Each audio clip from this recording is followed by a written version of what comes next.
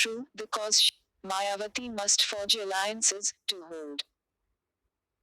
Blogs.economictimes.indiatimes.com Mayawati must forge alliances to hold today. 12:18 Mayawati's resignation from the Rajya Sabha shows readiness to play the most aggressive game possible with the bad hand she has been dealt.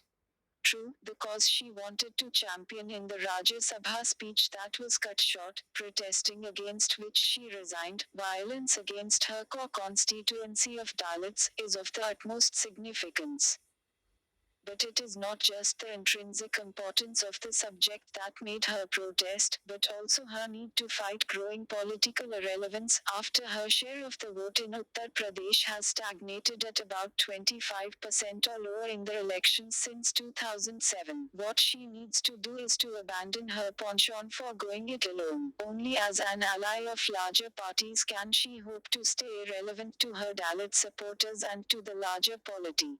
Nobody doubts her personal achievements. As a Dalit and a woman, she has broken through many glass ceilings. She ruled up briefly in 1995, 1997 and 2002-3. In 2007, she came to power with a majority by forging an alliance of Dalit and upper caste voters.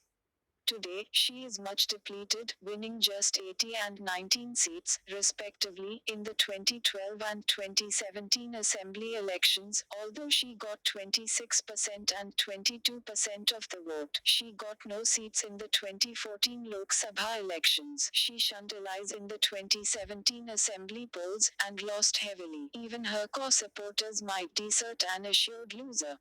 Mayawati is no stranger to taking a helping hand from other parties.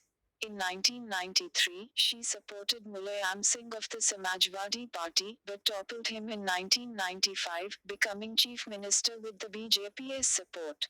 The BJP lent her a hand again in 1997 and 2002. Mayawati knows it is natural for big, national parties to disrupt or co-opt smaller players. But now she cannot go it alone and win up. The choice is stark, alliance or relevance. Mere resignation from parliament will not help. Comments. Visit website. What does limited liability mean here? blogs.economictimes.indiatimes.com What does limited liability mean here?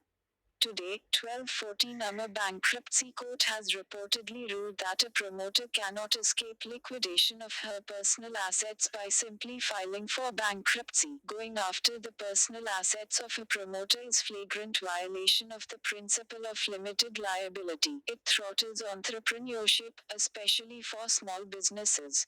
The Insolvency and Bankruptcy Code provides a moratorium on all legal proceedings, for a finite window, till the completion of the resolution process.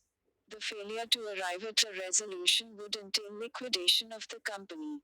Rightly, the law upholds the principle of limited liability. It allows only the attachment of assets of the company under liquidation, and not the assets of the promoters.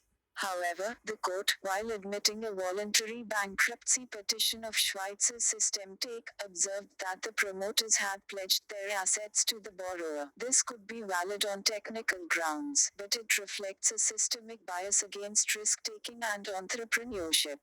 The Companies Act seeks to safeguard the principle of limited liability, albeit only for a small class of shareholders, those who incorporate a single-person company. Only the equity of the promoter is at risk. This should be the case for all promoters.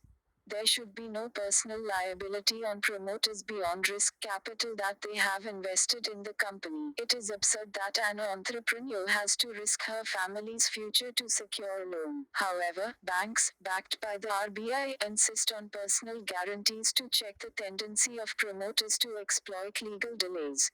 The regulator's rules on strategic debt restructuring say that the general principle of restructuring should be that the shareholders bear the first loss rather than the lenders. Personal guarantees and commitments obtained from promoters should also cover losses incurred by lenders. So, banks have been asked to devise appropriate ways to invoke or release personal guarantees based on the principle of reasonable satisfaction of lenders' claims. With banks now using the bankruptcy code, the case for them to dispense with personal guarantees is compelling. Comments. Visit website.